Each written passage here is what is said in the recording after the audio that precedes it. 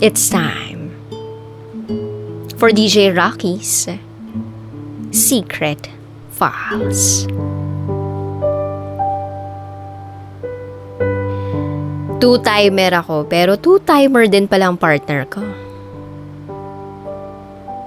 Itago niyo ako sa pangalang Key. This is my secret file.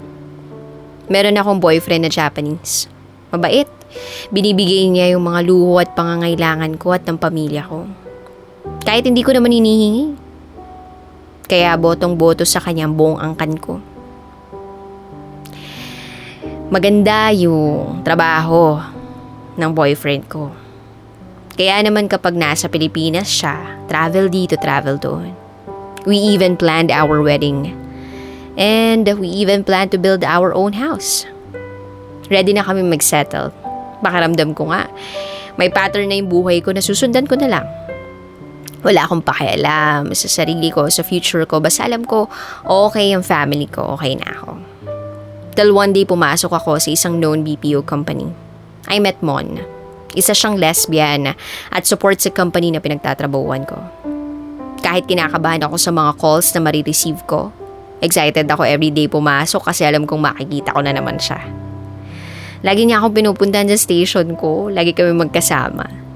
Hinihintay niya ako anong oras ako magla-lunch. Hinihintay niya rin ako bago umuwi, or ako yung maghihintay sa kanya.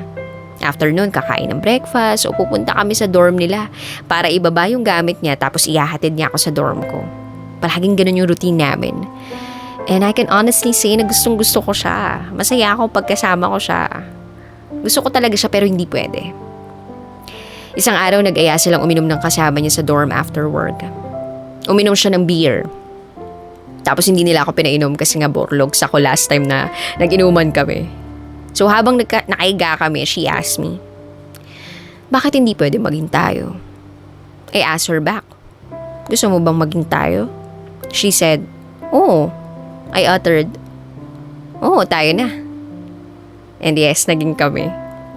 Wala akong ibang inisip that time. Hindi ko nga inisip yung sasabihin ng pamilya ko, ng boyfriend ko. Kasi ang mahalaga sa akin ng mga oras na yun, ayokong mawala tong taong to. I wanna know her more. I wanna spend a lot of time with her. I want more. Sounds selfish, right? Yes, I cheated.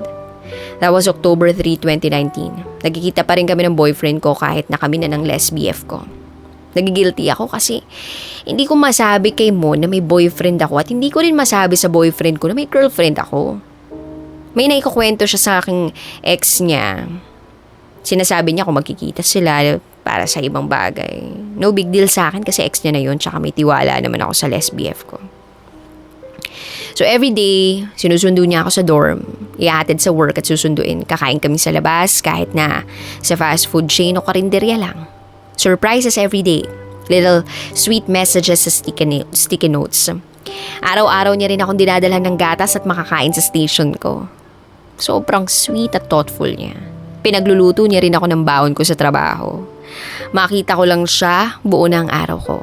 Simpleng hi good morning text lang niya. Masaya na ako. Since I met her, my life has never been the same. I feel better and happier. October 26, nasa team building kami ng lesbief ko. Tinatawagan ako ng Japanese boyfriend ko at hindi ko yun sinagot. Hanggang sa nag-away kami at nauwi sa hiwalayan. Natapos ang October, pinagtapat sa akin ng lesbief ko na alam niya na yung tungkol sa amin ng boyfriend ko. She saw our pics on my other phone. I love her. Kaya naman I didn't prolong the agony. Nag-attempt akong makipag-iwalay sa kanya ng maraming beses pero hindi niya ako binitiwan. I love her, I really do. But I'm torn between happiness ng pamilya ko or my own happiness, which is her.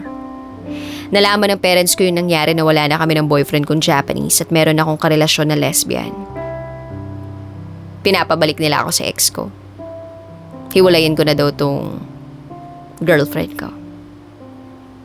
Dahil may mas magandang future raw ako doon sa Japanese boyfriend ko. Hindi naman mahalaga sa akin yung pera o future. Ang mahalaga sa akin, may pangarap yung taong makakasama ko at sabay naming tutuparin yun. Ipinaglaban namin kung anong meron sa amin.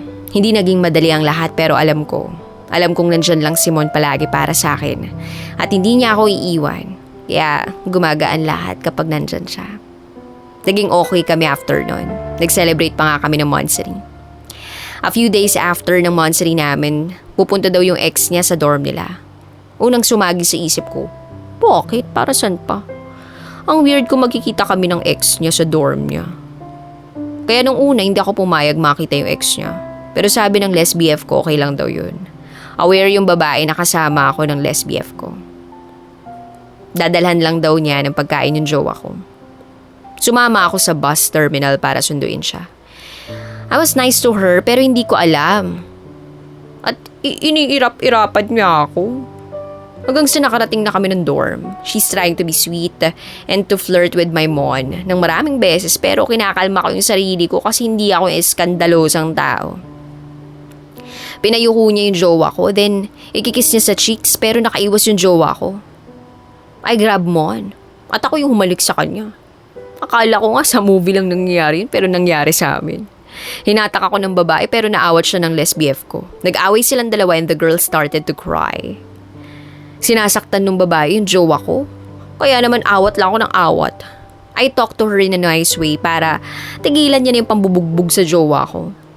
Doon ko nalaman na sila pa pala while kami ng lesbief ko. Ay, yes, naloko ako. Nang manloloko. Oo. Naloko rin ang manlolokong katulad ko.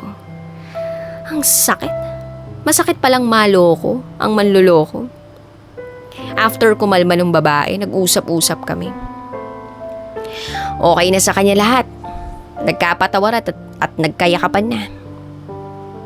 Handa siyang magparaya kasi ako ang piniling makasama ng lesbief ko. Masakit pero mas masakit kapag nawala siya sa akin. Kaya mas pinili kong makasama siya.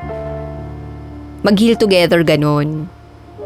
After nun, naglaro kaming tatlo sa World of Fun na parang walang nangyari. Nalaman ko rin sa lesbief ko na all throughout alam nung girl yung tungkol sa amin.